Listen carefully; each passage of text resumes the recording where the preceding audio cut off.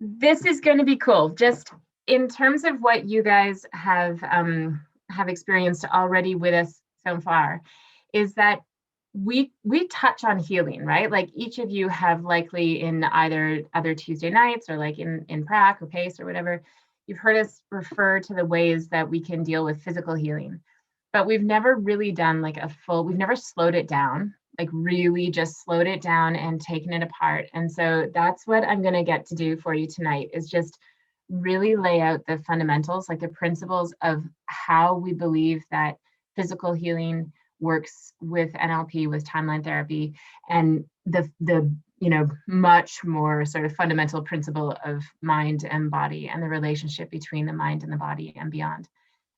So most of you know, we keep talking about it, just to clarify, we keep talking about how I'm doing this other work, right? I'm in school, I'm working toward a PhD in natural medicine. But the pursuit of doing that for myself, I'm at Quantum University, which was the answer to me for so many things. So, oh, cool. Yeah, cool. Catherine, we can address that. So when I first started in NLP, my background, for those of you that don't know, is all theoretical, like 100% academic. Everything that I did up until the day that I took my first NLP course was like, I did a master's degree in humanities, and I did that like by the time I was 21, I had a master's degree. I then started traveling around the world. I ended up on an archaeological dig in Israel when I was very young, like at the end of my master's degree. And then that sent me off around the world. So I ended up in China and Asia, and I was in the Middle East. And I was just always doing development work. And then I came back and I decided I wanted to put it together. So I ended up doing a degree at Humber, which was just nascent. It was just like I think the second year that it existed that I took this course. And it was a course in international development. And what it was this really cool hybrid where they had to have people who had overseas experience. So in order to get into the program, you had to have at least 3 years of working overseas with some sort of development or international work. And you had to have a higher education. So you had to have either a master's degree or a PhD. And so they brought them together. And the purpose of this was because they felt like there were so many people that were getting higher education. So they were getting PhDs and they were getting master's degrees and everything, getting sent overseas. This is in 2004, I think, that I did this, or 5, maybe, I don't know, doesn't matter, around there. So we were like 20 years into development work, because development work started in the 80s with Ethiopia, right? You probably many of you remember when Ethiopia had the big drought and everybody was dying. And that's really when it picked up, like when World Vision and all these organizations started to have an international presence and everything else. So they've been 20 years of cluster, basically. It was like 20 years of realizing that when you bring academics on site, it's really, really, really useful, because you have these really cool understanding of paradigms and cultural intersection, and you have people who can talk about the historical significance of being in these areas and everything, but they have no practical tools. They don't know how to organize a project, they don't know how to run a team, they don't know how to change a tire. And they find themselves like in the Congo with all this fantastic theory but very little useful on the ground skill.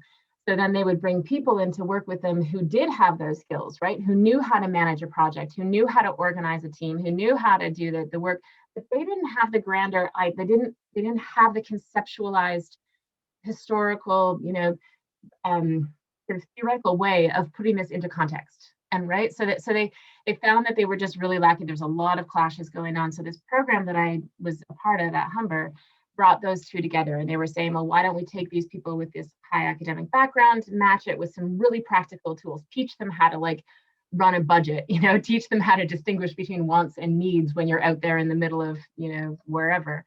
And so it was such an extraordinary experience. And I was part of this organization, and I worked for World Vision for quite a while. And it brought me into the humanitarian field. So I spent all of my 20s overseas, just working in different places. And, Alan and I met working for the United Nations, doing the same sort of work. Alan has a master's degree in peace and reconciliation, so he was doing that kind of work. So the reason I tell you this is because up until NLP, my background was so academic. It was so theoretical, and 100% of my experience was my mind. It was my head. My body was just like the thing that carried me around. Honestly, I didn't have a relationship with my body, nor had I had any experience in my life of it needing to be very, I was healthy. Like I had never in my life, and I'm eternally grateful for the, just the, God-given health that I had. So I never had to think about disease, or I never had to think about illness, or just any of those things. And I had a stomach of steel. I could go to the middle of Africa and eat whatever I wanted, and I would never get sick. Like I was that person, right? So I really, really had a very disconnected experience from myself as a body, and I was a walking head. I was like one giant phlegm, like a giant bag of cognitive bias, really. Which some of us are. So in that process, I ended up in education and all sorts of stuff, where I was really working with some serious, like heavy stuff, but it was all solved by the mind.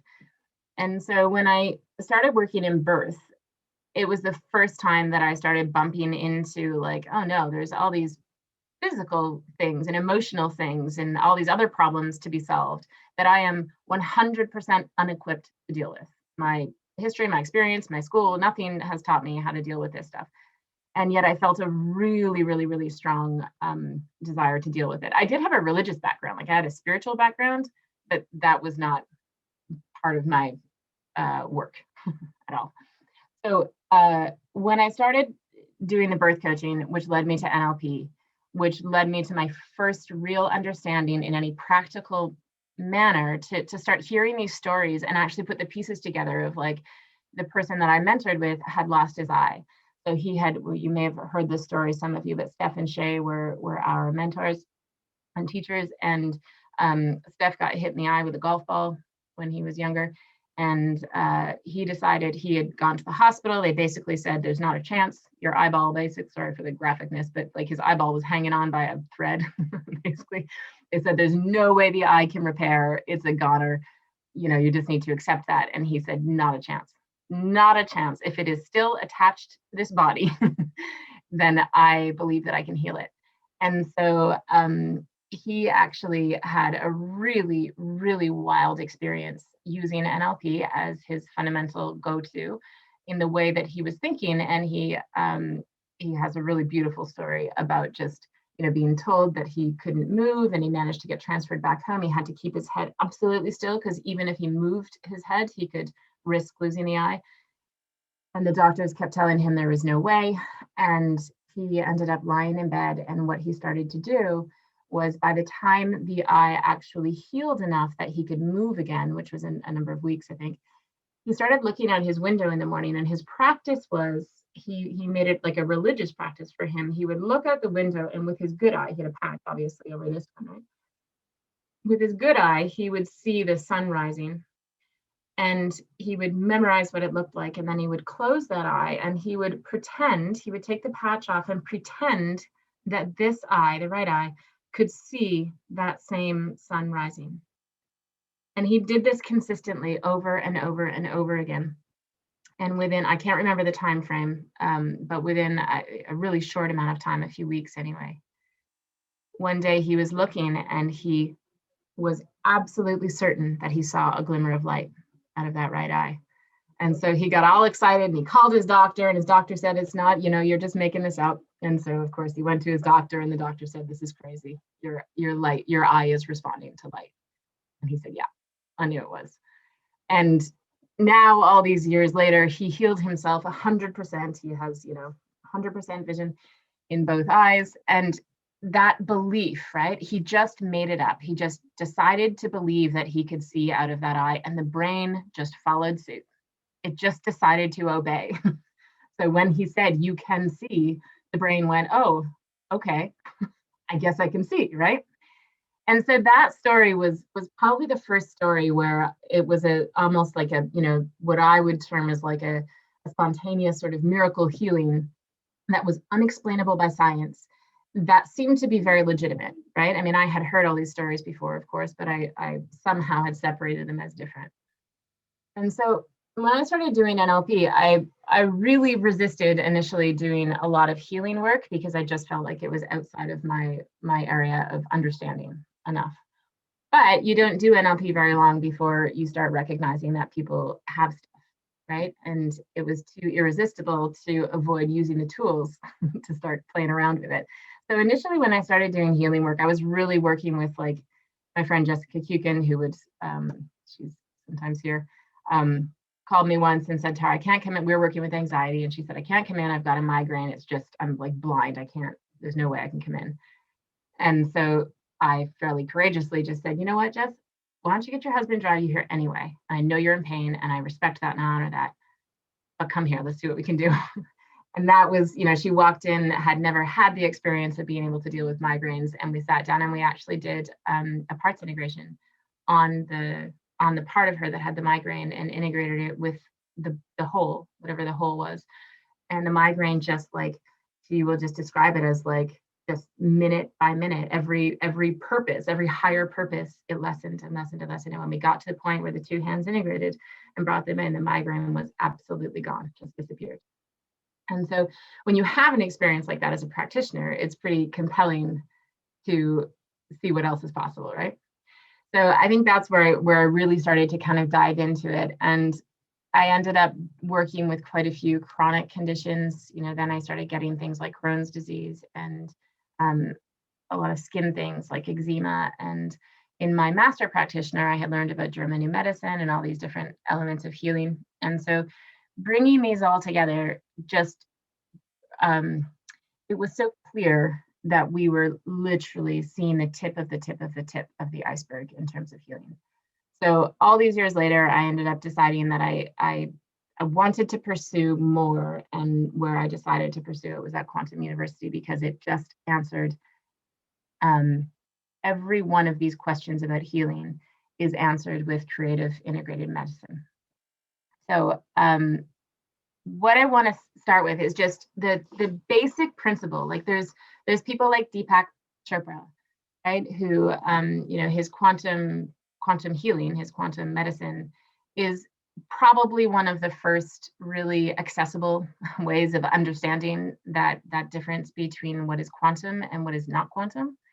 And so for those of you, again, some of you probably know this already, but I'll just explain basically what we have in our Western model of medicine is we have a materialistic view of healing, right? So we basically say that there is this Newtonian idea that everything is material and that in order to have an effect, the cause must be material, right? It has to be like an atom interacting physically with another atom in order to have an effect, right? So if there is a disease or an illness in the body, it's because there is something physically materialistic that has happened within the body that has caused the infection or the disease or the, you know, pain or the whatever it is. And that is still to this day the accepted way of treating medicine, because even when they are treating illness with Western medicine, even when you hear a doctor today, like a modern doctor who is not subscribing to any of the alternative stuff, when they describe things like, they will acknowledge that something like stress will contribute to our, you know, like cardiac events and that kind of thing. But what they'll say is that they'll acknowledge that an emotion creates, you know, a hormonal response, and that when you have too much adrenaline and too much cortisol and not enough of the other, you know, that it will create an imbalance, and that imbalance will contribute to tension and all this kind of stuff, right? So they'll acknowledge that emotions and stuff can have an impact, but only in that there's like an immediate and direct correlation between what is happening emotionally with what happens physically in the body. And that's how they treat it, right? Which is why they have an answer to everything with a pharmaceutical, either surgery or pharmaceutical, or some sort of intervention that is a combination of both, right? So Western medicine diagnoses, they medicate, or they operate. That's how they work. And so while there is absolute, like, there's no part of me or what Alan and I do at Inspired Outcomes, or I don't think anyone with a lot of integrity is going to dispute the fact that medicine is clearly like brilliant, innovative, necessary. When you need an acute response, thank goodness we have people who know how to use a scalpel, right? Like there are definitely, a lot of reasons why you would want Western medicine to be as it is. What I'm going to share with you now is not that it's wrong in any way, just simply that it's incomplete, that it's one piece, and that there is an expansion beyond that is primarily ignored. And that I would say the larger part of what is contributing to illness and unhealth is actually in the larger part. And that the physical aspect is just a very, very small piece of that. And in fact, a lot of what they're fixing through materialistic ways of fixing it could actually be more permanently and more thoroughly and more holistically resolved when you bring in these other aspects. So spontaneous healing is definitely one of the things we're going to touch on, because like Deepak Chopra, when you, have you guys read, am I speaking to the choir here? Okay, so some of you, not all of you. So quantum leaps of awareness, just by definition, are what makes spontaneous healing happen. So it's taking non-linear things that happen, which we completely understand. We accept in a whole bunch of parallel ways, but we don't seem to accept it in healing. But the whole concept of spontaneous healing is that it doesn't go, as soon as you let go of that materialistic model of things having to heal, then you no longer have to hold on to the idea of time having any relationship with healing in its essence, right? Yeah, it is, Sue, it's being recorded. Yeah, cool. Okay. And then there's a guy named Amit Goswami, who I'll present a lot more of this. Any of you taking Master Prac, we're going to go spend a lot of time on this. He's the first guy who's really brought a whole bunch of these ideas together, because while there's this Newtonian materialistic view of the world, which is largely accepted, there is a quantum world, which basically just means, the word quantum just means that it is non-materialistic. That's all. It's just the stuff that isn't material. So when Newtonian medicine requires the physical connection of things in our body, quantum medicine just means it's anything that is non-local, anything that doesn't actually have an explainable foundation in materialistic connection. And so quantum is not like all woo-woo and out there and crazy by any means. It means things like acupuncture. It means things like Reiki. It means things like homeopathy, and a lot of the naturopathic applications are really based in this quantum idea of non-Newtonian approaches. So I'm going to just break down really comprehensively here. I don't think I have a good picture of it. I don't have a good enough picture. So I'm going to explain something called the 5 bodies. So there's a guy named Rupert Sheldrake, and he tapped into, it's an old belief. It's not like, none of this stuff. It's a lot of ancient wisdom matched with this really advanced quantum wisdom and sort of brought together. But the 5 bodies are Judaic, the Kabbalah always talks about the 5 bodies. The Vendata, the Indian Vendata, always talks about the 5 bodies.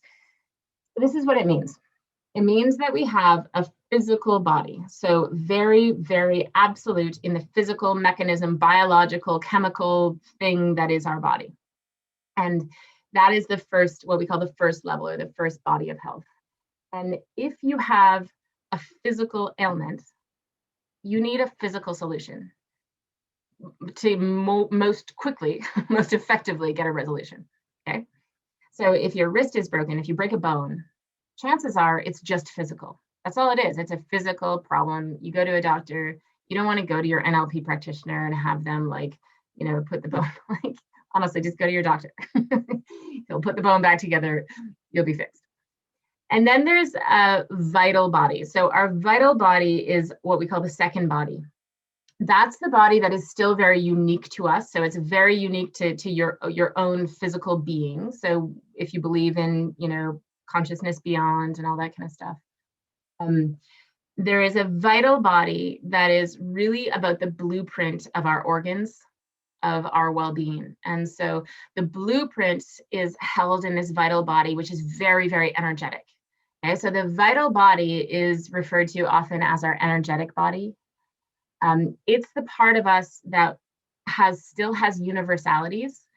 So like acupuncture, we know that there's a place on your knee that is connected to the health of your liver, right? We know that if you like tickle your feet, you can put a woman in labor or whatever. Like these are things where there's still universalities, right? So you can still follow the meridians and the charts and the chakras, and all of that kind of stuff is embedded into this vital body.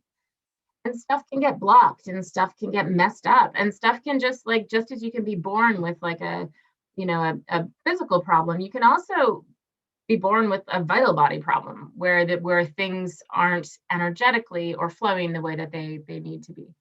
And so the vital body, if you have, you're also, so you know how if I prick my finger, that's a physical thing that I'm doing. It's a physical problem. I'm going to bleed, right? So the symptom will be physical, but the actual pain that I feel, the feeling of pain, is my vital body. Okay, so the physical symptom is physical body. The feeling of pain associated to that symptom is vital body. So whenever we work on, say somebody came in with like they have like a chronic nausea or a chronic pain or something, we would deal with the symptoms, like the actual physical symptoms, as one part of it, and we would deal with the pain of that in a completely different way, because that's dealing with the vital body. The vital body would be like Chinese medicine is always working with the vital body. Like I said, Reiki, osteo, any of those sorts of practices where there is no physical Newtonian materialistic connection between what is happening in the treatment and the experience of the patient or the client. Then the third body is the mental body. So the third body is the meaning that the mind gives to everything. So the third body is the thoughts, right? So these are the thoughts that we have about everything. So while we have, endless ways, infinite ways of talking about the mental body, it really is still very connected with the person, like with the actual human. It's going to be very unique to them, but of course it's influenced by everything else in the world, just as we all are, right? So if there is a mental problem, you're going to want to deal with that at a mental level. The mental meaning of things is what influences the blueprint of the vital body, and it's the blueprint of the vital body that heals the physical body. So I'm going to talk about something called downward causation in a moment, but NLP, timeline therapy, hypnotherapy, all of those things, although hypnotherapy probably works a little in the vital body, but certainly NLP and timeline therapy are working at the third body level, the mental level. Okay, that's where all of us here are doing our work when we're doing NLP. The fourth body is the supramental. So this is the higher intelligence. This is now associated with the body, the person, like the individual, but it's also associated with our spiritual connections. So it's archetypal. This is like our higher intelligence. It's our intuition. This is what Carl Jung would call our intuition. It's what Cartesian would refer to as archetypes, right? Like guided archetypes.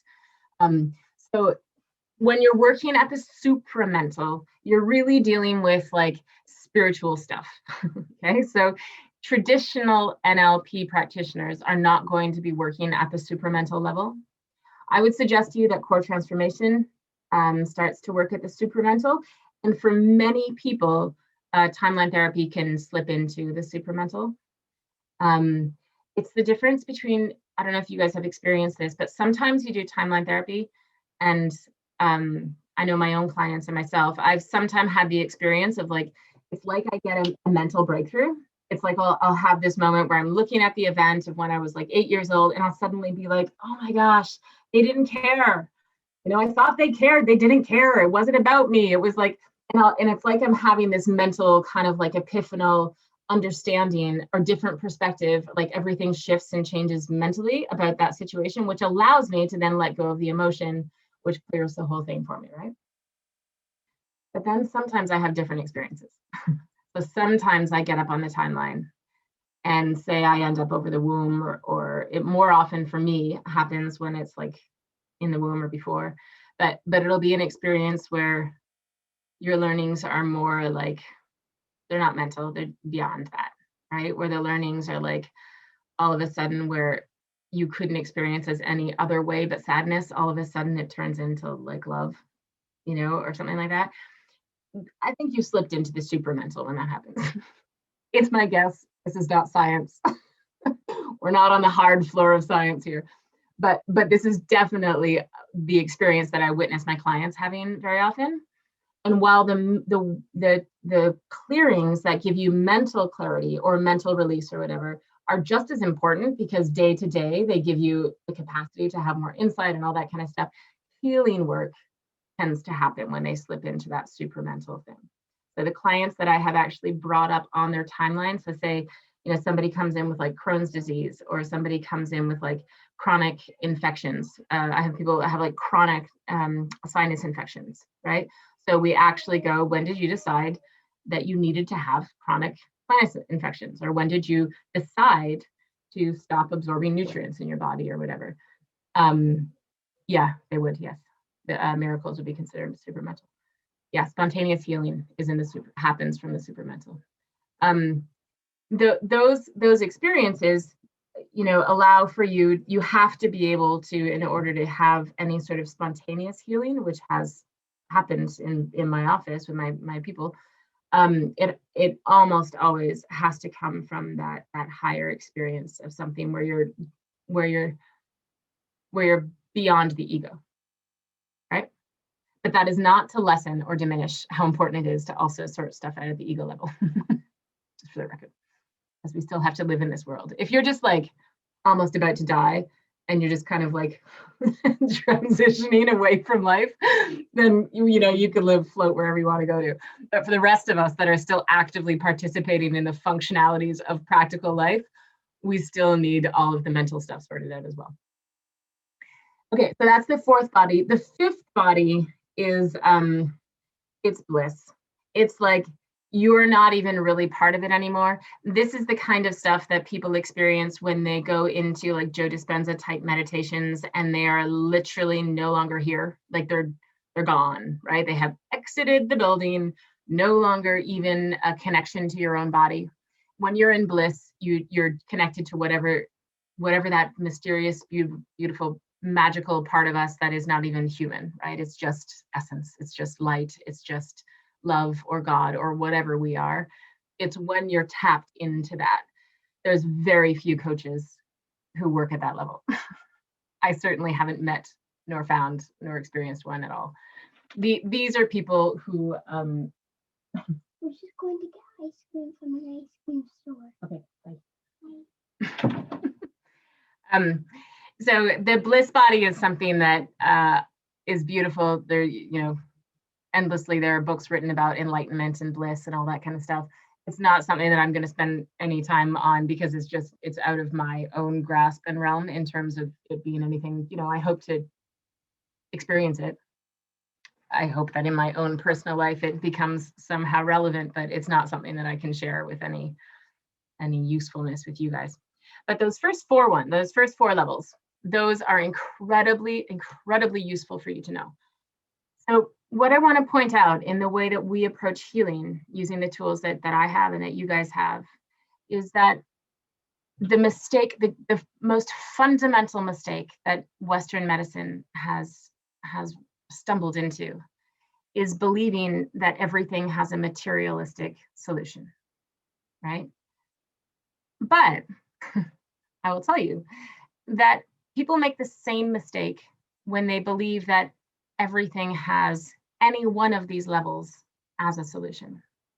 It would be just as dire to make the mistake that we can solve everything at the mental level. It would be a mistake to believe that we could solve everything with, a vital level thing, a vital body level thing, right? So the best possible, most efficient way of healing is to be working at all of these levels. So to the best of our ability, what we want to do is, is address these sorts of things in our part, right? So stay really aware of the fact that we're working at this mental level. Some of you may already be working up in the spiritual levels. I feel like sometimes that's where I go when I'm doing wholeness work and core transformation work. And sometimes in the conversations and stuff we have, I feel like I can go there, but it's not a guaranteed. And it really depends on the client that I'm working with and their, but for the most part, the skills, like the actual tools I rely on, are mostly mental stuff. I would say that in healing this stuff, there's something called downward causation. So this is again Rupert Sheldrake. This is Amit Goswami. This is Paul Druin. These are the guys who are out there in the field doing this stuff day. And this is like, so the people that I'm doing all of my study with, like the faculty at Quantum, are mostly medical doctors. A whole ton of them are alternative practice, but by and large, all of the professors and the people teaching in this school are people who worked in traditional medicine, had an experience, and all of them. I mean, I could sit and listen for days about the moment when they left medicine, right? When they sort of recognized that it just wasn't, they were there to heal and to help, and this was not doing it. And they all have these really beautiful stories, of course, right, about what happened for them. And then they stepped outside and then they discovered all this stuff, right? They discovered all of this world of like, okay, there's more to this, and expanded into that. And now they're part of this growing field of what we call like integrative, creative integrative medicine. And that's where we bring all of this stuff together. And so there's something called downward causation, which in their experience, and at this point, I both take their word for it and experience it to some degree in my own practice. That you can have, so that the Western medical model kind of tells us that it works from the bottom up. So if you have a sore knee, or if you have even more close to home for us, it'd be like if you have a low level of serotonin, then we can fix your serotonin, which is going to, of course, give you more energy, which is, of course, going to make everything better in your mood. And then that's going to allow you to be successful and live a full, fulfilled spiritual life, right? They would argue that ain't so, that it just doesn't usually happen that way, right? So you can have temporary or acute relief from the bottom up, but never anything that stays. Never, you don't get spiritual connection from a pharmaceutical that changes the chemistry. Well, some pharmaceuticals you might. Not the type they give in the hospitals. So what this principle is that you can have downward causation, but you cannot have upward causation. So what that means is if you have, say somebody comes in with like chronic nausea, and I can speak to it easily because I've met lots of people who have any, infinite number of things going on, and the way that it's manifested and they've experienced is they have chronic nausea. So they've gone to their doctor and they've been given like steroids and they've been given, this and that and the other thing or whatever. And sometimes it works a little bit because the body is a physical thing. So it's going to respond to physical stimulus, right? It's just that it isn't sustainable. And so when I work with somebody like that, if we get up into, very often, guys, like very, very, very often, the issue is going to be a mental issue. Like probably more than half the time you're going to run into mental, what we call wrong meaning, like, believing they're unworthy or believing that they can't move forward or fear being manifested in their mind somehow and all that kind of stuff. So downward causation means that if you fix something at the supramental level, it can for sure fix the mental illness, and it can fix the vital illness, and it can fix the physical illness all at once, just like that, spontaneous healing. So you fix it at the supramental level, and it just has this downward causation. This is where we have, endless stories of people with stage 4 cancer who have a spiritual experience and it's gone, within weeks or even overnight. I mean, there are stories of the overnight stuff, right? But more often than not, it's like over the course of a week or two after a spiritual experience, somebody has a spontaneous healing, they're in remission, it's gone, and the doctors can't explain it. There is a beautiful book called Radical, I forget, but I will give you the title before we end. That is just story. Radical Remission. Who is it? Yes. Who said that? Tanya, Radical Remission. Oh, hi, Tanya. Yes, Radical Remission. And it is just like such a delight to read. There's also a book called Mind Over Medicine by Lisa something, which also is worth reading if you're interested in this stuff. So downward causation. So you could therefore have, so when somebody comes in with nausea, I am pretty confident dealing with it at a mental level, because even if it is like a vital body thing or a physical thing, I can probably fix it at a mental level and it will have that downward causation. So chances are, yeah, radical remission. Yeah. It will, I don't have the name of it because it's in my Kindle, like in my digital book, not my right here book. So when you have that happen, you can see results really quickly, or you can see them over time. Sometimes when I'm dealing with things like identity issues, which tend to show up in the skin, so somebody has like eczema, we fix the mental meaning of it, and then it may take a week or two. I've got someone right now that I'm like 99% sure she's going to when I see her next week, her eczema is going to be gone, because I know we nailed it. We got the identity issue. We resolved the conflict. And she's sure of it too. She's just like, and it was through a paired core transformation, for the record. Anyway, so that can happen. You can also say somebody has like a physical, like a knee thing, and it would be reasonable to say you do somehow figure out that it's like they believe they can't move forward, right, themselves, and so it has manifested in this knee issue that they've been suffering with for years. So if that was a mental issue, we can resolve it there. If there's like inflammation and all sorts of stuff, you can pair that with a physical intervention, which will actually help the healing, right? Because the mental healing on something like that, say it was mental or say it was vital body or something, it will heal the problem. It may take a little while.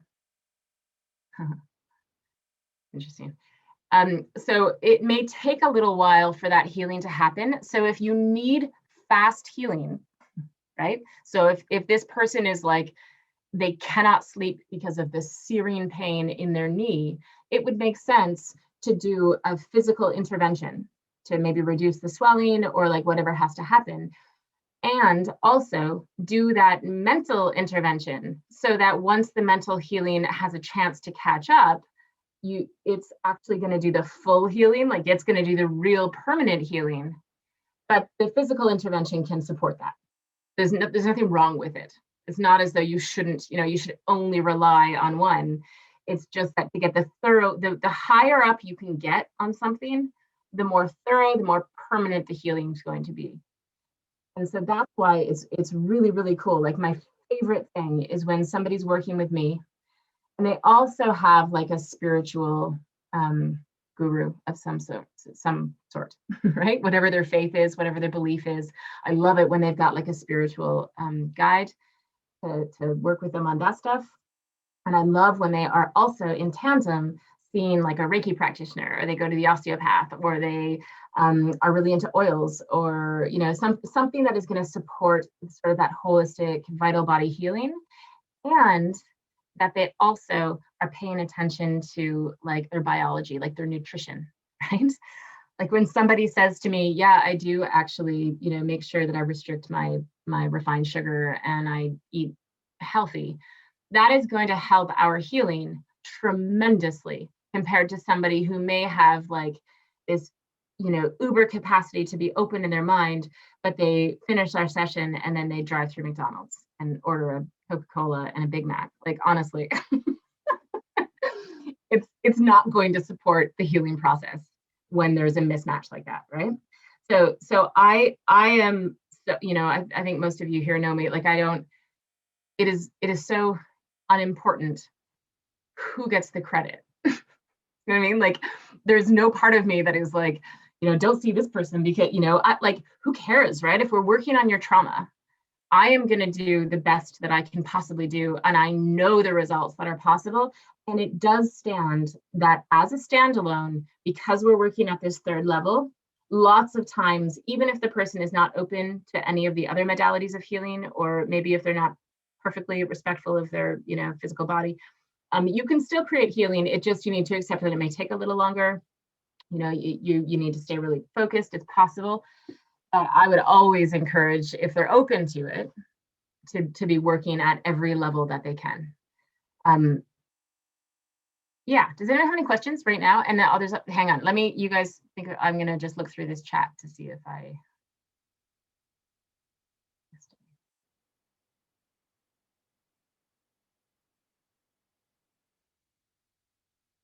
Yeah, so miracles, yes, are considered supramental, always.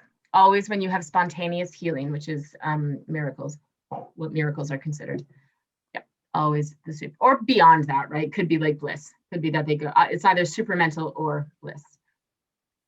Yeah, anesthetic will do that to you. A lot of those mind-altering drugs, I see you, Sally, I'll get to you in a sec. It is true that our pineal gland gets activated by those drugs. So the pineal gland, if you don't know about the pineal gland, I know many of you do, is the one that is activated whenever you get into the supramental or the bliss part. We 100%, Joe Dispenza does brain mapping.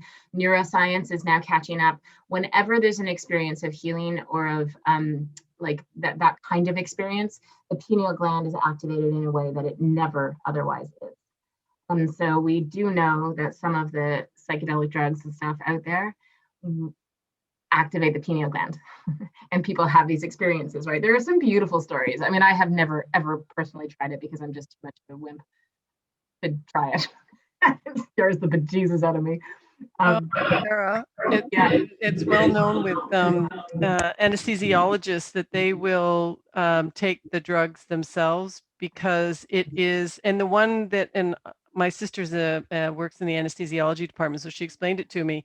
So I came out of it and I literally, and now I dream about it. I want to go back there. Like it's my version of heaven. It was a beautiful rock and a gold light, and all the animals were across the river looking at me. And when they woke me up, the final stage to wake up, because I guess it's the last stage of you getting rid of all these different chemicals.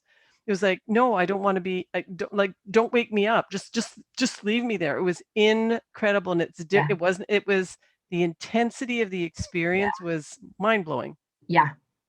I mean, people say that. I've heard that so much about anesthetics, and I've heard that frequently about any sort of altering state. And most of the time, people keep it. Most of the time, it is, in fact, like opens them to just a different experience of life.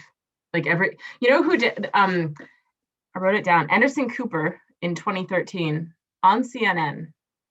I was going to open with this. So it goes from, Chopra, Goswami, that whole alternative world. But there is this awakening, right? Like I am so excited that I was like courageous enough to get away from going to do my school at like a standard university that I was being encouraged to do my PhD, and instead went this way, which is like not nearly as legitimate, but it's so good because I know that we're moving in that direction. I mean, it just is happening.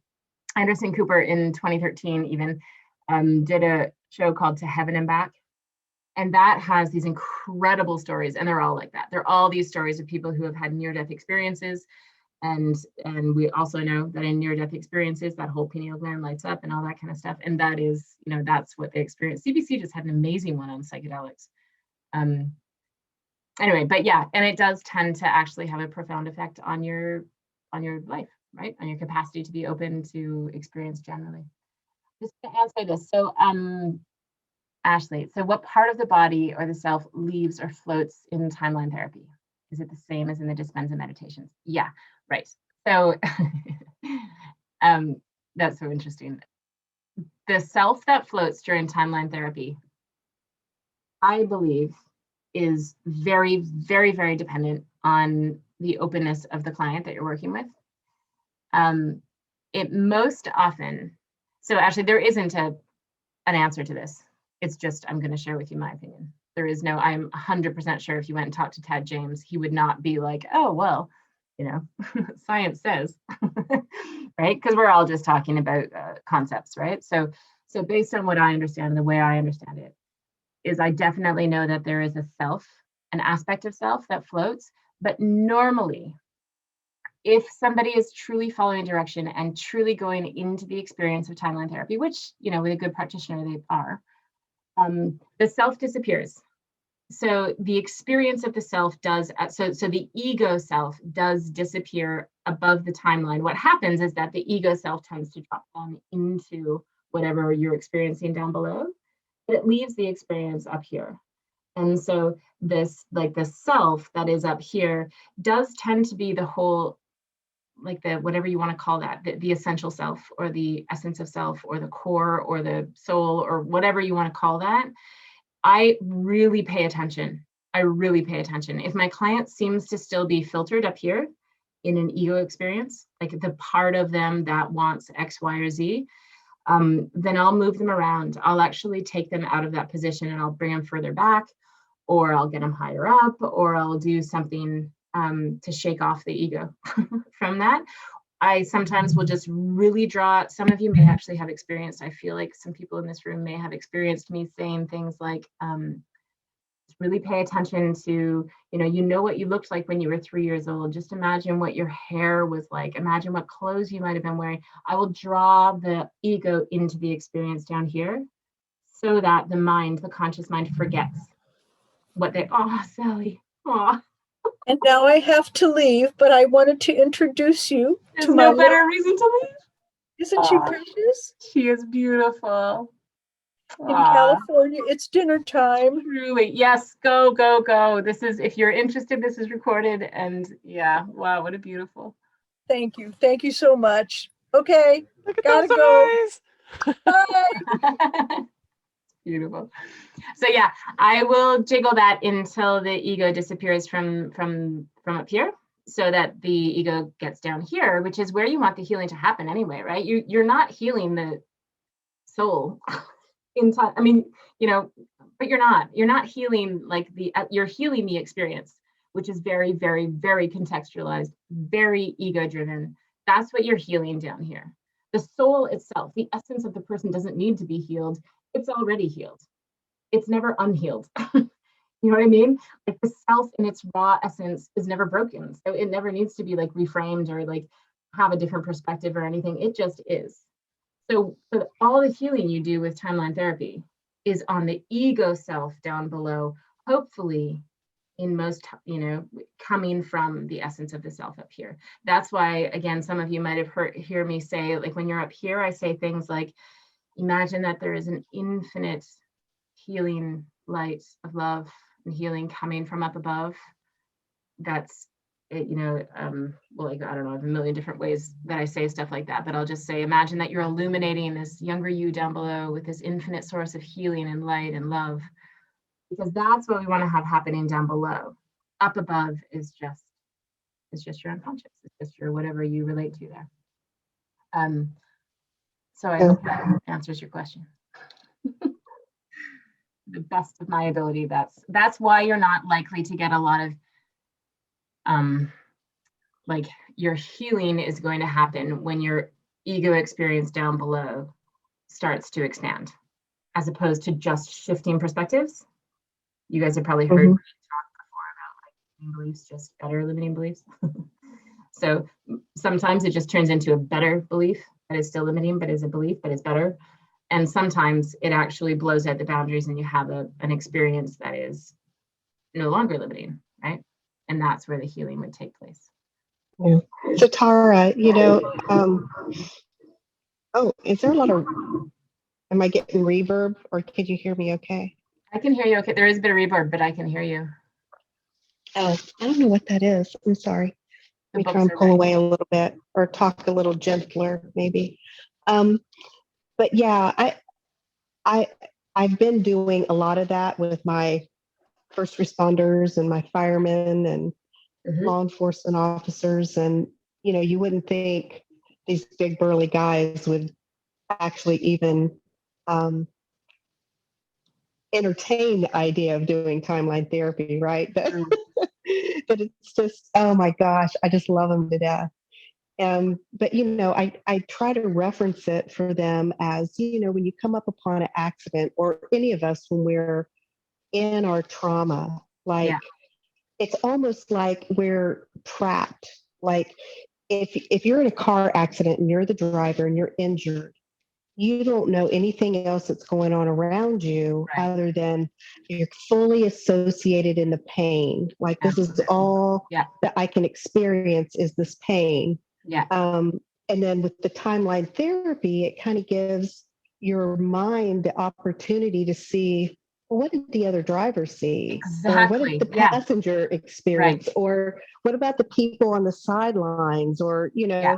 that witnessed the accident? Because everybody gets a different story. And when I phrase it to them like that, they can relate to it. Yeah. I just said, there are other things happening other than just your pain. Right. So That's and great metaphor, great analogy. Yeah. yeah, so it's just been, I mean, it's such a spiritual experience for me to even be a part of it, to watch them going through these things and gathering these learnings and Yeah. I feel like I just need to learn more about it. And I don't know how to go about doing that, but it's amazing. Yeah. So thank you. Come to Canada in the summer, Kathy. Yeah, I agree. I would love to if they'll let me. You'll unlock your doors, and I'm I know, so sorry right? about that. I know. Prayers. Crossing our fingers. Yep. Okay, Laura. Random knee issues the last 2 weeks and only 2 weeks. Yeah. So that almost always. So there's all that stuff that I just explained, which is just fundamental. I really wish that it was part of what every NLP practitioner learned, was like where you fit into these 5 bodies and stuff. And then there's also other approaches, right? There's German new medicine, which we do a lot of in Master Prac, that has that direct correlation between like what the issue is and what that tends to be associated to, and how to deal with different, like I was saying, like skin tends to be identity. We know that almost always when people have really, that eyes can be healed, and that almost always it's stuff that people didn't want to see. Like, there's all these really cool ways of being able to match the ailments with the incidents or events or feelings or emotions or whatever. Knees almost always, and so many people have knee stuff, is the feeling that you can't move forward. So it's a belief at some level that there is something stopping you, that there is an inability to move forward in the direction that you're meant to go, want to go, something like that. And so whenever anybody has knee issues, and I will tell you that I've experienced both, like very often it's their own self in their own way, right? Like it's like they have a belief that they aren't good enough, or they have a belief that they aren't capable, or whatever. But often it's other people too. So it can manifest the same way, right? So if somebody, say, has the intention to pursue something, but somebody else in their life needs their care, needs their time or attention, and therefore they can't move forward doing what they want because they have an obligation or a responsibility or a sense of, that requires their attention, so they can't do this, that'll show up in the knees. So yeah, whenever and I don't even think I can think of a situation where it didn't end up being that, where it wasn't resolved with some variation on figuring out how to be in perfect alignment with the ability to move forward. Or to accept that you can't, right? But to accept that, like, no, I do want to do this, but in fact, the responsibility to care for my mother or children or whatever is in fact my own value. And you get all those values lined up so your unconscious isn't confused and feels like it's in conflict with your own values. And so there's a whole bunch of ways that you can realign things. And when you send the intention to actually heal, it'll happen on its own anyway. Like so often, I don't know, those of you that have been doing this for a long time, I will so often get people that have accidental healing. They'll be like, I don't know what's going on, but like my hair used to fall out and now it's not falling out anymore, right? Like we didn't even send the intention to the hair to stop falling out, but just by virtue of being less stressed and more in alignment and happier and all that stuff, it happened. But I do think that when we send the intention for healing directly, it does happen faster. And so if somebody does have, if they were actually to recognize that, like, I'm really upset about the hair falling out, if we actually specifically said, okay, ask the unconscious mind, work with the part as a core transformation, I would 100% of the time work with the part as a core transformation. Just as a standard healing practice, 100% of the time. You can't possibly do any harm. And chances are you're going to really loosen the ability for that part to be worked with. So then if it does need to do trauma work, or if it does need to do timeline, or it does need to do anything else, you've opened that part, you've welcomed that part in this really, really positive healing way, in order to then deal with whatever else has to be dealt with. Okay, Laura says, when you're working with clients, do you suggest they pay attention to their nutrition or see a function? Yes. Oh my gosh. Yes. I guess that was from earlier. Yes. I'll be honest with you guys, I'm actually considering, I'm not there yet in my reputation or ability to have my income potentially severely cut this way. But one day my dream is to become so prolific as a coach that I'm literally able to say to the people that want to work with me, you can work with me, but here's what you're going to do. You're going to come off of refined sugar. You're going to drop not caffeine, but like if you are overdoing caffeine. Same with alcohol. You don't have to drop alcohol, but you've got to not be hungover. You've got to not, like that there would be take gluten. If you've never dropped gluten from your diet, drop it. Like a bunch of the things that we know just really have such a neuro. We actually are doing a master prac, guys, a day of neuronutrition. So just the stuff that we know bothers the body, right? Just interrupts and disturbs the body. I would love to be able to get clients to actually sort of not cleanse, but pay attention for the process of the breakthrough. So like 2 weeks, clear the system, then do the breakthrough.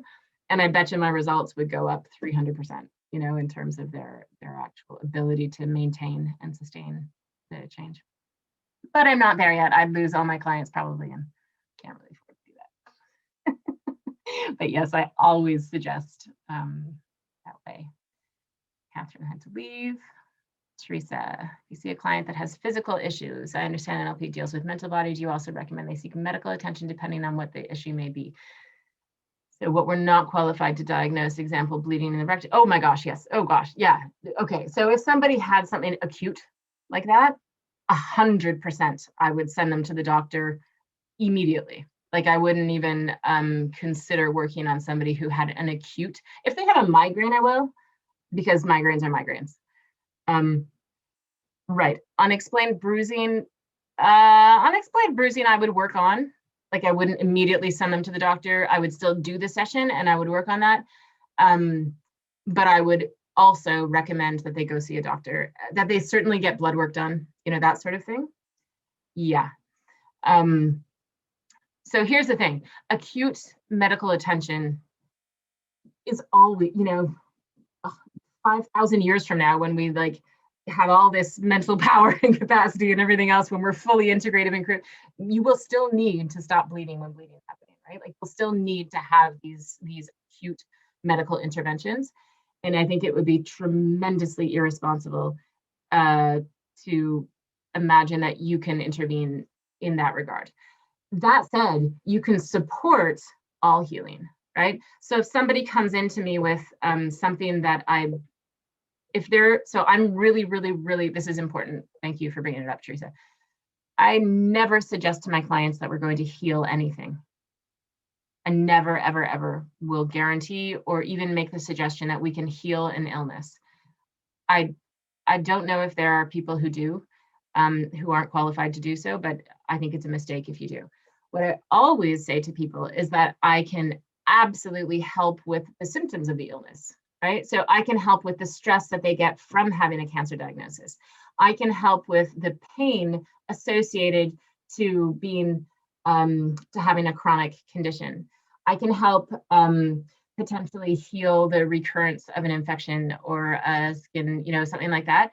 But what I always say to them is we work on all the other stuff, and then sort of like a wink, wink, if it goes away, You know, if you happen to have a spontaneous healing in the meantime, cool. But that is not the intention. We don't ever want to pretend like we can, because it's just too dangerous. It's not too dangerous if you're like, if I'm talking with somebody who 100% buys into this already. Somebody comes to me and they're like, oh, Joe Dispenza it up, and they like, you know, they believe 100% in belief being able to change the blueprint of healing and all that kind of stuff. Then I'm your girl, right? Like, I'll come in and I will respond to all of that, and we'll do everything we can to support that. But it's not coming from me. It's not me saying to them, hey, listen, you know, that back condition you have, come work with me. I can make that go away for you. Right? What I would say is, you know, have you ever considered that your back condition may be something that you could work on the emotional aspects of why that may be happening? Because if that's the case, you might be interested in letting go of some of the stuff associated with that. Right? And that's normally what happens, is that like the chronic back thing came from the car accident where they were at fault and they have never cleared the guilt of that. You know, they hurt somebody else and they've never, so the back pain itself is being caused by the guilt that they can't let go of. And so they let go of the guilt, and like that, bam, the pain is gone and it never comes back. Chronic pain is always, in my experience, always emotions that have not been let go of. Chronic infections tend to be more beliefs. Chronic infections tend to be like what we would often describe as like self-sabotage and stuff like that. That's where we see chronic infections happening. I mean, I could go on and on and on, but it's really just awareness, right? It's healing with awareness. So when we say healing, as soon as you bring awareness to what is disturbed, what is unwell, then healing can happen. And just you have the tools to bring awareness to those things. So I'll stop talking now because it's super late, and open it up all to questions now. And other stuff, guys, you can totally bring in questions that have nothing to do with healing if you want to just ask like coaching questions. And I think I don't know where Alan is. He might come back. We have no more. Does somebody have a hand up?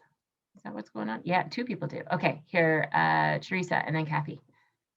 I have 2. So one is not as much related to tonight, but you know what? I'm doing PACE, so maybe it might be something I use as a breakthrough in June. So you know how we did a breakthrough, the trauma model therapy, and somebody did a clearing on me, and it was PTSD, my car accident. Mm-hmm. I think it helped, but so I didn't have to. Anyway, I drove to a cottage on the weekend, and I'm telling you, man, I mean, there was nothing but traffic and trucks, and it was like horrible for me, like horrible, sweating and because I was hit by a transport truck, my car accident. I can't be anywhere near a truck. Like, I need to get away from them, but I can't. Like, so I think maybe I just need more clearing. I don't know. Or is that something? I mean, it's been 4 years since the accident, and it's surprising that I can even be on the road after how bad it was. But it's so for me, driving, it's just so stressful that I absolutely hate the drive. So did you say you've done the trauma model on it once? When we were practicing on each other during Pratt, mm-hmm. that was the trauma that I used as an example for me. So someone practiced on me, yeah. And I think got a benefit from it, but still there's something still there. Probably did. So long as you followed the instructions and did it, then your brain definitely, I mean, if you've got a human brain, then it does what it does.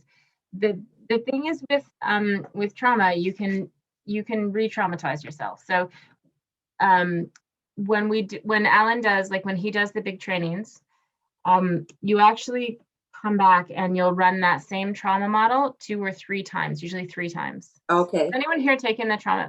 Kathy, you have, right? Yeah, 3 times? Yeah. So you run the trauma model 3 times, days apart. And that's, so for some trauma, people have a complete, absolute like healing of the trauma after 1 time.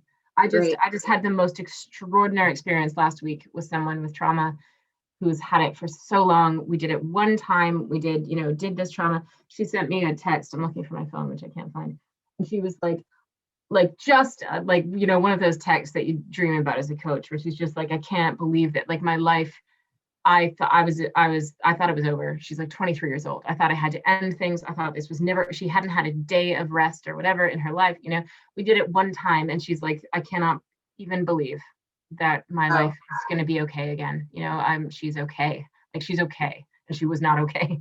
Right. Like, it's really, so some people have that experience, and that's always beautiful. Some people say you do really need to do it up to 3 times, because the brain will continue to do the reticulating activating system. Like, it's sort of like there probably is more than one event. So there's probably trauma inside the traumas, or traumas after the trauma. So like, you may have cleared the car accident, but you may have been traumatized in the hospital. You may have been traumatized a week later when you retold the story and you had a nightmare about it, right? Like, there may be associated traumas to that trauma that also need to be cleared, because they're going to re-trigger that sense of trauma. And so I have had people who have like traumas that you just need to find where the actual incidents are and run it separately on those. So yeah, Teresa, I would absolutely, if you don't, maybe if you could contact Alan, just send him I'll talk to him. And then if you could send him a text, we need to have somebody work through that with you, because you don't want to leave it like that. That's crazy that you've done the training and everything else and you still have trauma that's affecting you that much. That shouldn't happen. So just contact us. We'll figure out how to match you up with somebody. Yeah, we'll probably find somebody that wants to, have the practice. And we won't do that right now, but if we'll figure it out one way or the other. All right, thank you. Kathy, you had something. Oh, Trying to figure out where my unmute button was. I'm sorry. And yeah, is it Teresa? Yeah. Yes. If she wants to contact me, if you want to contact me, sometimes I don't mind working with you through that. Thank you, Just Kathy. in the evening or something, some next week or something. That would just let me know. That would be fantastic. Kathy's got tons of experience. Yeah. Well, not tons, but some. Okay, so Tara, I have this client that he's experiencing this very debilitating vertigo. And of course, the vertigo gives him anxiety. And then he just he spins out. We've done timeline therapy. We've done, the trauma model. A lot of it goes back to this first experience of him being on a bus, at a school bus, and getting sick and feeling stuck. So anytime he starts to feel this vertigo coming on, he just spirals. And I'm not sure what to do next. Like, he just continues to have this vertigo. Do you know Steve Andreas is spinning the anxiety? No, I don't. I know Steve Andreas, but I haven't heard about that. Yeah, so he has write that down. Really, you can look it up. It's so easy to find. He writes about it in all his books. I think it might even be in Spinning I don't know. What? Spinning the feelings. Spinning the feelings. And essentially what the tool is, guys, it's super easy and it's really effective. Anything like that, you just get the person to recognize any sense of spinning, which, by the way, anyone who has overwhelm, like anyone who has anxiety has overwhelm, and anyone who has overwhelm will have a sense of spinning. There's something is spinning. So you get them to tap into that. You get them to just notice the spinning inside of them and ask them which direction it's going. And they will be able to tell you every time. They'll be able to tell you which direction it's spinning. I get them to tell me what color it is. And so they'll say it's like this, it feels like, and just, make it up, whatever the color comes to mind, right? So it's this green spin this way. And you get them to stop it and to move it in the other direction. So you change the direction of the spinning and the color will change. You can either do it manually or it will just happen automatically. Spins in the other direction, and they will not be able to feel what they were feeling before. Wow. Won't Now, be able is that something that he could maybe implement on his own if he gets Yes. to a place where he starts feeling Yep. that? He can stop himself, Yes. reverse the spin, Yep. notice the change. Yes. Wow. Oh my gosh, that's amazing. Yep. Yeah. At an unconscious level, it will let the unconscious recognize that it has control, because it so often feels like when you're anxious or whatever, that it's just happening to you. And this does a whole bunch of things. It changes the inner physiological center, right?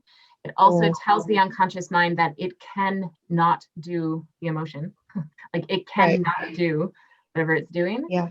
And it will have the effect of changing it in the moment, but it will also have a longer term effect of the unconscious having more control. It now can't argue anymore that it's oh my gosh, without control.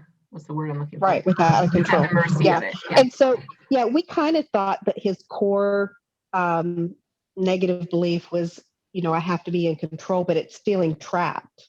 So if you have any insight as to where to go when someone's feeling trapped. Right. So I would do the spinning first, and then I would, so does the vertigo make him sick? Yes. Like it causes nausea and all that kind of stuff as well? Yeah. Well, probably not to the extent that he's going to like throw up on me or something, but right. But it makes him feel unwell. Right. Like he I think it creates more anxiety than nausea and physical sickness. Yeah. Have you tried a core transformation on it, on the part that feels that way? That's what I would do. I haven't done that yet. Yeah. I mean, I do the spinning, then I would do a core transformation on the part that's generating the vertigo response. Okay. You've already done timeline therapy, you've already done trauma. I haven't done core transformation though. Yeah, I should have done that with you last week. Yeah. Oh, but you have it from PACE, right? Oh, yeah. No, I haven't gone through PACE yet. Oh. So I have to do that too. Oh, yeah. Oh, okay. Yeah. Oh, that's so funny. All right. Yeah, do the next core transformation. I'm doing one sometime soon. Okay. Yeah, cool. Without core transformation, then I would do a parts integration. Just do a parts integration on those two parts. Where did Kathy disappear to? Did she just disappear into thin air? Yeah. Yeah. Cool. Okay. Oh. She's gone to do a parts integration, Tara. She's back. That's hilarious. Kathy, that was fast. I don't know what happened. Alan thought you went to do a parts integration. No. What I was going to say is I have one more question, but I don't want to take up all the question time. So let other people go. Go ahead. If somebody else has a question, they'll get their hand up. Oh, okay. So I have a second client who she donated, volunteered to be a bone marrow transplant donor. Wow. And when she, healthy, just turned 40 years old, athletic, beautiful woman.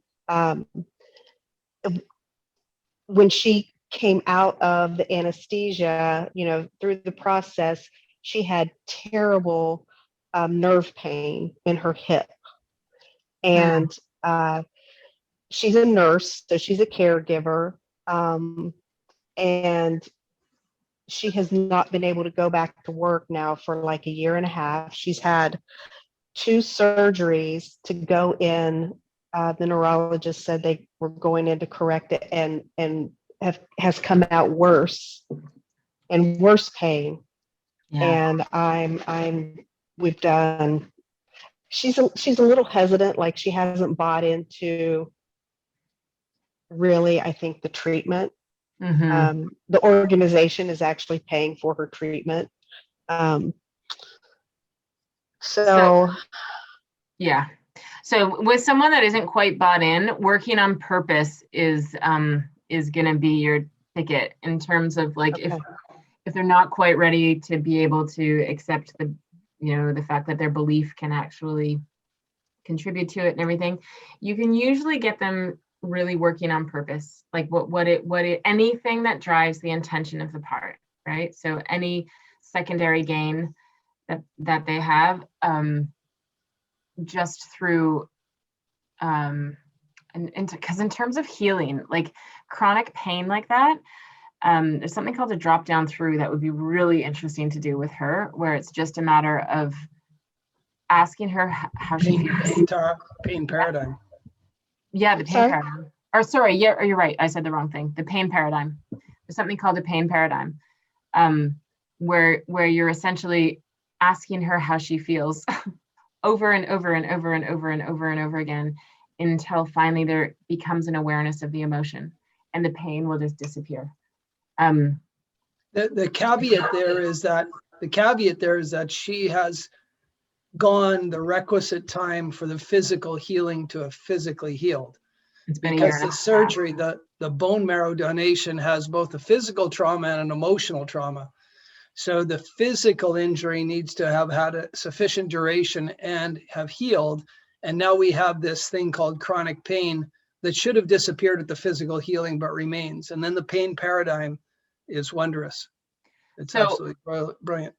Without that though, that's a master prac skill, but it's you can really help her tremendously. So, you know, we do NLP, so it's really easy for us to bring all these concepts that I was talking about earlier into our work because we have such easy access through the tools. But remember that there's like a billion people, no, not a billion. There's a million people doing this work who don't have NLP skills specifically, right? They don't have timeline therapy, but they work with the concepts anyway. They work with the concepts of the vital body and the mind and the wrong meaning and all that kind of stuff. So you can take your NLP skills, like one of the most important things for her to do would be to anticipate not having the pain. Chances are right now she is going to bed anticipating the pain she's going to experience in the morning, and she's waking up anticipating the pain she's going to feel during the day, right? So I would use your NLP skills like submodality shifts, just mapping things across, imagining herself without the pain. So making sure that if you can do nothing else, getting her to accept that what harm could she possibly do by spending, 3 times a day, just envisioning herself without the pain. And I would ask her to work in really small increments, like really small increments. So you would say something like, just do a submodality shift. So you would do something like see her with her pain. You get a picture of what the pain she's anticipating she'll have in 10 minutes, 5 minutes. Get the image of that, and then map it across into something that is no longer true. Just try doing it with the old belief, and then have her come up with an image, imagining, and it's totally fine if she doesn't believe it yet. Get her to imagine, just pretend that suddenly, magically, mysteriously, the pain is gone, and see yourself that way, and bring that into a certainty, and then drop it into a timeline 10 minutes from now. The distraction alone will likely lessen her pain just by following your instruction, and then bring it into a timeline, drop it into the future, and then bring it in a month from now, and drop in a month from now, she is totally free of pain, and then drop it in a year from now where she's dancing and running or whatever. Like, just keep dropping it in. And if you can just explain to her that we anticipate everything, including our pain, and then we get worried about the pain, and those negative emotions cause even more pain, right? So by doing this, she can't possibly do any harm. She can only do good. And if she refuses, that would be good. That would also be good for my vertigo client too, because he gets so concerned. He's so afraid to do anything because he's afraid he's going to get vertigo, that he's going to be trapped and out of control, and letting him picture what is that going to look like when you've gone to the ball game and you didn't get sick. What does it look like when you took the airplane ride and you didn't get sick? Guys, how does that feel? Yeah. This is such an important point. So with physical healing, so we know the power of the unconscious mind. When somebody has something like anxiety or confidence issues, or like, a belief about themselves not being successful or money or like whatever's going on, it can sometimes be hard for them. We know the unconscious mind. So even if you say to them, see yourself in the future feeling totally confident, there's a possibility that the unconscious mind is still calling BS on that, right? Like it's still doing it, like they see themselves confident, but it's not, they can't visualize it really in that way. So there may be, but with physical healing, right? With vertigo, with chronic pain, with something that actually affects you physically, when you see yourself, when you visualize yourself healthy, that is something that you can't trick the mind. You're either seeing yourself healthy or you're not, right? You're either seeing yourself. So if the person is following your direction and seeing themselves as healthy, it's a physical thing, right? So make sure you have them see themselves healthy in whatever way that's manifested, that is undeniable to the unconscious mind, that is them in their healthy version. That is so important with anyone who's dealing with physical, any sort of illness or health thing. Always make sure every single session you have them bookend it with them seeing themselves in the future healthy and strong and without the issue. What if she can only, I'm sorry. Go ahead, Kathy, sorry. What if she can only picture herself without physical pain in the past? Or does it have to be future oriented? Future oriented. Okay. Yeah. All right. So she has to imagine. Then you go up on the timeline, the part of her that can't or won't do this. Then you're dealing with powerful secondary gain. Right? Our brains are constantly predicting the future and how we need to respond to the future, whether we're cognizant of it, conscious of it or not. Our unconscious mind is making sense of our environment and predicting what's coming. So now she's had this pain long enough, her brain's predicting, as Tara said, that she's going to be in pain. Your vertigo clients is predicting, and as soon as he starts thinking about traveling, part of his brain predicts, right? So again, I'm a fundamentalist when it comes to NLP, and I believe everybody does their problems. So I'd be interested in both your clients. What is their strategy for doing their problem? How do they know it's time to do their problem, right? And when you uncover the strategy, my sister has vertigo, so I know this one really well. How do you know it's time to get vertigo, right? And the triggers are there. And she'll have a trigger, and then there'll be something happening, visual or auditory inside her head, and then she'll get some emotions, and then she'll get the vertigo. And it's kind of interesting that once you uncover the strategy, then you can ask the purpose for that strategy, and then you're really loosening their model of the world. And this connects, as Tara said, there's millions of people doing work not by the name of NLP. We just happen to do it under a label called NLP. But when I read how emotions are made, right, you could take it out chapter by chapter by chapter and turn it into NLP techniques. Literally, you could take paragraphs and say, okay, I could do this in an NLP technique. And that book is all about us predicting emotions and predicting pain and predicting whatever else we predict. So Tara's suggestion of imagining a time when you don't do the pain is brilliant. And I would, me personally, because I'm a fundamentalist, I would elicit the strategy. How do they do their problem? Just what is their problem behavior? So when I get vertigo, what do I do? How do I know it's time to have that behavior? What was I feeling? And then get all the way back to the trigger. And I would elicit it in 3 or 4 places. Same with the woman with the chronic pain. And again, the caveat with working with her pain, though, for me would be knowing that she's gone a requisite time so that injury should have healed without pain. Yeah. Mm-hmm. Yeah.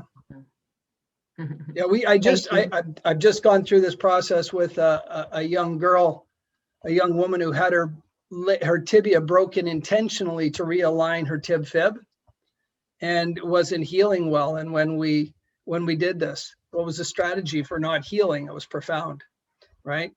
So the mind is so powerful. The emotions are so powerful. They can affect physical healing. Tara's father is a beast. He doesn't know NLP. He can barely spell it. But he is a self-healing monster. I'm dead serious, guys. He's the guy that goes for dentistry without painkiller, right? Because it's not going to be painful to him. It's just not going to be painful. He had a bout of cancer, and he just decided he wasn't going to lose his hair, and he decided he wasn't going to get sick. He didn't get sick, didn't lose his hair. He's that guy. He manifests healing. And he's 78 years old. It's not, or 76 years old. It's not like, you know, he's 55. So yeah, our brains are powerful instruments. When they get off track, they're powerful in the wrong direction. Right? Mhm. Healing, you know, I love people who talk about holistic healing, but if they don't understand thoughts and feelings, that pillar 3. I want to share just a hilarious, my sister, I have a sister who is just as smart as you can get, but she struggles just so much with what Al and I do, and it's tough. And it's tough on our relationship, but you know, she's open, but just hard, right? Like just hard to accept some of this stuff. It was so funny because I was talking about a friend of ours who went and saw Joe Dispenza and is like cured. She's one of those incredible miracle spontaneous healing stories where she went to the workshop with Joe Dispenza and just all the things. She was quite chronically sick and she's just better, right? And I don't know. And it was so funny because my sister's response was like, well, because she knows this person. She said, well, she's probably just someone that's like really susceptible to that. Like it was probably all like psychosomatic anyway, the illness. And I was like, yeah. Yes, my point precisely. Like, yes. And it's so funny that people sort of do that, like, oh, well, they probably just, you know, they just thought they were sick. So the healing isn't legitimate, which is like, well, what do you think the point? Like, that is what it is. We can think ourselves sick, just as we can. Did it hurt or did it not hurt? Tara, it was when shit. What? Yeah, exactly. Yeah. Tara and I have a colleague who had stage 4 cancer, Mark Odger, and we did a presentation together. Mark and I at a wellness show, and he was at the front of the room. And his story is profound. Like he was on the razor's edge, and his younger brother asked him, Mark, are you going to live or die? And Mark asked him, are you crazy? And his younger brother said, no, it's a serious question. You need to decide. You need to decide. Are you going to live or die? Mm-hmm. And so he did a documentary, and there's this profound scene where he's jogging. He comes to a T-junction in the road, right? One way is death and one way is life. So he finishes his presentation, and a woman in the front row says to him, well, clearly you didn't have stage 4 cancer because you're alive. Amazing, eh? Wow. Oh, okay. And it was heartbreaking because she had stage 4 cancer, and it was scaring the crap out of her, the idea of it, right? Like she was just so scared, but angry, you know, like her fear was manifesting as like this really angry response, and it was heartbreaking, but he dealt with it so beautifully. Yeah, he was so gentle.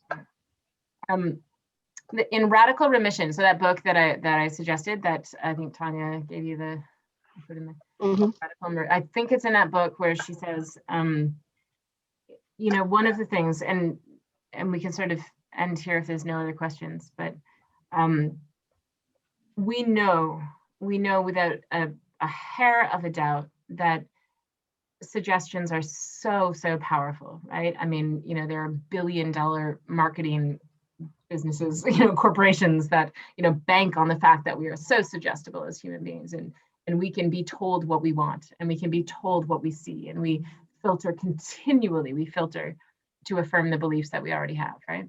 And so when you tell somebody, we know that when you tell somebody that their chances of surviving something are very low, that they're more likely to succumb to them, right? That they're more likely to believe that, you know, and the mortality reflects that and everything. And so what she says in there is that doctors have taken an oath, and the oath is that they have to tell the patient the absolute truth, right? So they have to tell the patient what is statistically relevant. And so when somebody gets a terminal diagnosis, or they get they have this condition, and the doctor has to say to them by their oath, chances are, you know, people with your condition and your condition have an 85% possibility of death, or a 90% of the time they die within 3 months. That is their duty that they have to tell the patient. And that, I will tell you, is killing people. Like, that is what is killing them, is this being told that they're going to be ill, that they're going to be chronically ill, that they're never going to recover, that they're going to die, you know, whatever the thing is. And in Radical Remission, she talks about how if there is one person, it's like there is no condition on the face of the earth that somebody hasn't recovered from. I don't care how, you can have like no legs and still, all of the things that can happen. There's somebody who has been able to heal and recover and is living. And if you can tell somebody that story just as a narrative and say to them, there is someone who had exactly your diagnosis and they beat it and they're alive today. Just by making that suggestion, we have research that shows in randomized controls how much more likely they are to survive beyond whatever the statistical number is. And if ever there's a question about like how our minds affect our health, there's nothing more compelling than that. And so as an NLP practitioner, you have not only the opportunity to be the person that does the suggestions, right? We're the ones that say to our clients, yeah, it's tough to be in your and I say it all the time to today I said to a woman, like, it's hard not to feel for you. Like it's a tough thing. I have a woman who's, like it's just court case, awful, everything's awful. And I said, like, it is awful. However, I wouldn't be helping you at all if I were to sit here with you. And as much as my heart wants me to like, just, hold you through this, but that won't help. That is not what you're paying me for. That's not what I'm here for. So you're going to dry up your tears. And here's what we're going to do. We're going to find a way to overcome this, right? You're going to, in the face of all these things that are going to inevitably be uncomfortable and difficult, you are going to be the one. And then we jump out to the future and are like, okay, a year from now, when you're the hero of this story, how does it play out? And then when she retells that, like, and she keeps slipping back into that, like, nope, you're the hero. You have like a cape on, man. You are the most inspirational character you can ever imagine. How do you respond to this? You keep getting like kicked in the face. How do you respond, right? And just by telling that story, they are suggesting to themselves that they're capable of doing that. And when you can do that with somebody's health, you are giving them the greatest gift that you can possibly give them. And you're an NLP practitioner, so you understand language and how powerful it can be that way, right? So resist the temptation to listen to the pain and meet the pain, and instead, really, really graciously and with compassion and love and everything else, you can drive them toward that image that they can't see without you doing it. In the 1980s, they were starting to recognize the connection between emotional drama or trauma and disease. And one of the first researchers was a doctor, but he was an honorary doctor, Dr. Norman Cousins. And Dr. Norman Cousins was actually an industrialist and had been in a tuberculosis sanatorium as a young man. And he said he quickly recognized two groups of people inside the sanatorium, those planning to escape and those planning to die. Mm-hmm. He said, and I chose the first group. And I joined the first group. And late in life, he funded a body of research, and he wrote a book called Anatomy of an Illness by Dr. Norman Cousins. And he researched people who succumbed to cancer. And I forget the real number, but it was around 80% of the people who had succumbed to cancer, when they did a familial history after they passed away, found unresolved trauma in every one of them. Yeah. And I remember he was being interviewed. This was by, in the late 80s. He's being interviewed by a very young Tony Robbins at that point. Tony is 60 now, so he was 30. And Norman Cousins says to Tony, if your doctor tells you you've got X amount of time to live, bet him his house you're going to live longer, and see if he'll take your bet. You just look him right in the eye, bet him his house. What do you got to lose? If you lose, you're dead, right? And if you're alive, you win his house. See if he'll take your bet.